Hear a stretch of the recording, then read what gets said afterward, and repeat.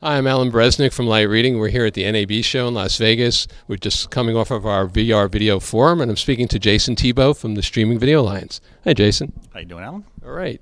So you guys have a white paper coming out, a study about virtual reality and how the market's going to be developing. Yeah, it's really a market study. It kind of looks at the technology, the hardware, the software, the experience, the content, and really kind of gives companies the information they need to make better business decisions about whether or not to get into 360-degree content. And what's your sense of that? How do you see the market developing right now? I mean, it's really experimentation phase, and it's going to be for quite some time. I think, you have companies with large budgets who are capable of buying, throwing $100,000 or $200,000 at some equipment and some software and some people and some resources. But for lots of smaller content producers or lots of small OTT companies, they're really questioning about, is this viable? So I think that for the next 2, 3, 4 years, it's really going to still be experimentation until the business models shake out, the audience shakes out, the technology sort of, gets over the challenges and hurdles, and we start seeing legitimate experiences that come to market. We heard a lot about the hurdles on the panel. What's your sense of what the biggest hurdles are?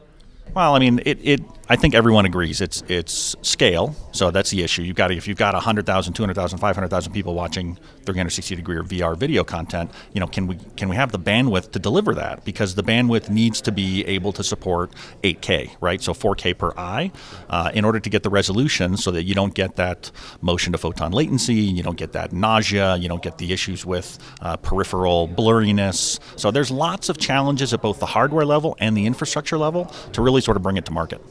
Okay. And how about the business model? How do you see that developing? Well, I mean, the really cool thing about the business model is there is a lot of opportunity for premium content, right? So I'm a Game of Thrones fan. Will I watch a VR, will I pay an extra 99 cents or an extra dollar or an extra $5 to watch some Game of Thrones content in VR? Possibly. And then there's also the ad stitching, right? So there's lots of opportunity to do overlays and really cool stitching of ads inside the VR video experience. And so I think the business models, are probably there. They're just a matter of experimenting, trying out which works best, which consumers are willing to stomach the most, and just running with it. So here's the big question. Why is VR TV not going to go down the same road as 3D TV? So the problem with 3D TV is it was driven by the TV manufacturers, right, to sell the next version of TVs. It convinced us that, this is going to be the next best thing, you need a 3D TV. The problem was there was, no content for it because it was accretive, right? It was just like, hey, here's a little extra something you get, but the content hasn't changed. With VR video, there's a real opportunity to develop a language to talk about narrative and storytelling in a different way. And I think that, that's probably a little further away, maybe 5, 10, 15 years away. But there's an opportunity to really create this kind of fourth generation of content. Think of it like you started out with movies, then you went to episodic TV, then you went to short form video, and now there's VR. And so I think that's really going to come down the pipe. There's going to be this way of talking about how to tell a story that's native to the VR environment. And that's really going to change the way we look at content. Okay. A year from now, when we have this panel again at NAB, what will have changed? What will be different? There'll be more talk about AR. So I think AR is going to take precedence over VR in the short term.